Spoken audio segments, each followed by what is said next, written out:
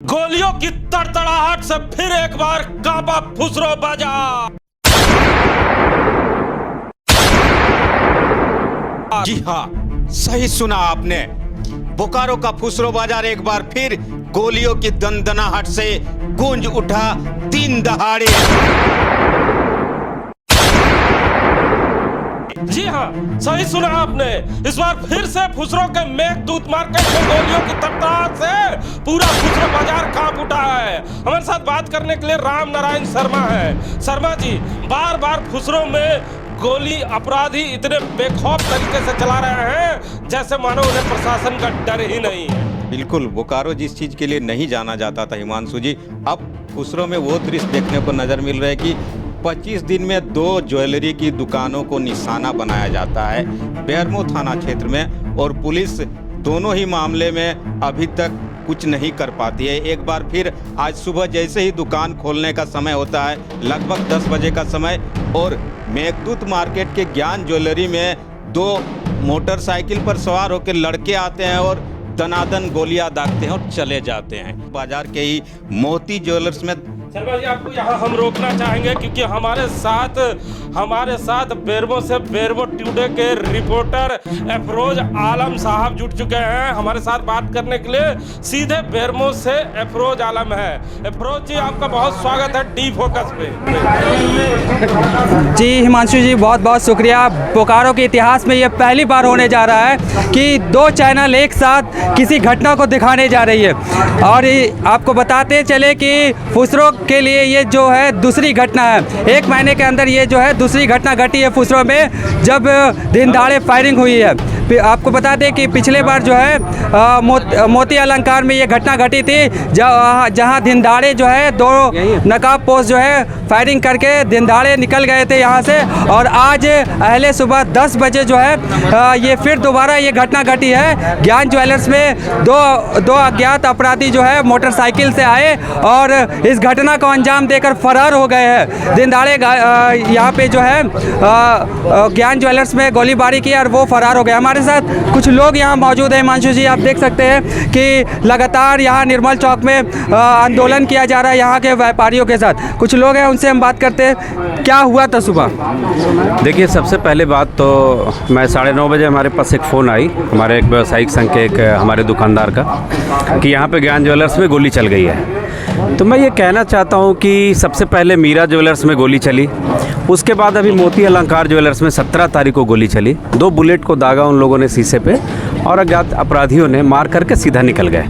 आज 9:30 बजे सुबह में ज्ञान ज्वेलर्स में गोली चली, वो भी 2 बुलेट उन लोगों ने दागा जहाँ पे काउंटर पे बैठे रहते दुकानदार, जस्ट उसी जगह पे। मैं ये कहना चाहता हूँ कि आखिर इस तरीके का जो घटना सरेआम जो यहाँ पे अंजाम दे करके अपराधी फरार हो जा रहे हैं, तो कहीं ना कहीं यहाँ पे प्रशासन की विफलता एकदम देखी जा रही है।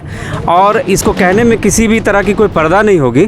और बाज़ार के जितने भी व्यवसायी यहाँ पे आज एकत्रित है, तकरीबन 5000 से भी ज़्यादा व्यवसायी यहाँ पे एकत्रित हैं और पूरी दुकानें बंद हैं। आज जो बेरमो का माहौल बना हुआ है, ये माहौल बहुत चिंतनीय है। इस माहौल में कैसे अपनी ज़िंदगी का जीवन यापन लोग करेंगे? आज कोरोना काल से जो व्यापारी टूटे हुए हैं और उसके बाद बिजनेस का जो ये स्तर गिरा हुआ है, 44 डिग्री पारा पे आज यहाँ पे रोड पे उतर के लोग आए हुए हैं, ये कहीं ना कहीं ये दिखलाता है कि हमारा प्रशासन कितना सजग है। जबकि पिछली बार डीजीपी साहब को भी पत्र लिख करके यहाँ व्यवसायिक संघ के हमारे अध्यक्ष वैभव चौरसिया जी और उनके पूरी टीम ने जा कर के उन्हें दिया, और उसके बाद उन लोगों ने ये आश्वासन दिया कि 48 घंटे के अंदर हम लोग अपराधी को पकड़ करके आपके सामने पेश कर देंगे। 17 तारीख से लेकर के आज लगभग 25 से 26 दिन हो गए। और उसके बाद दूसरी घटना घटती है यहाँ पे सरेआम, वो भी नकाब नहीं लगाया ना हेलमेट पहने हैं, और अपराधी आराम से गोली चला करके निकल जा रहे हैं। ये दुर्भाग्यपूर्ण बात किस तरीके से हम लोग हैं, और जनता को हम लोग क्या दें? अब हम लोग के पास कहने के लिए कुछ भी नहीं है। यहाँ तो लोग राहिमाम है, व्यापार त्रस्त है पूरा। यहाँ पे अब हमारे घर की औरतें निकलेगी बाजार पे, व्यापारी वहाँ पे बड़े अधिकारियों का इंतजार कर रहे हैं। शर्मा जी भी हमारे साथ हैं। अफरोज हमारे साथ फुसरो से हैं। शर्मा जी कह रहा है कि बड़े अपराध जो अधिकारी हैं उनका इंतजार व्यापारी कर रहे हैं। इस 44 डिग्री के टेम्परेचर में भी व्यापारियों का टेम्परेचर बहुत ही हाई है। इस बार वो किसी की बातें सुनने को तैयार नहीं है। वो बड़े अधिकारियों का इंतजार कर रहे हैं, विधायक का इंतजार कर रहे हैं, सांसद का इंतजार कर रहे हैं। कि बिल्कुल डर और खौफ के कारण हिमांशु जी कहा जाता है कि अब व्यापारियों को लगने लगा है कि वे सुरक्षित नहीं है फुसरों में।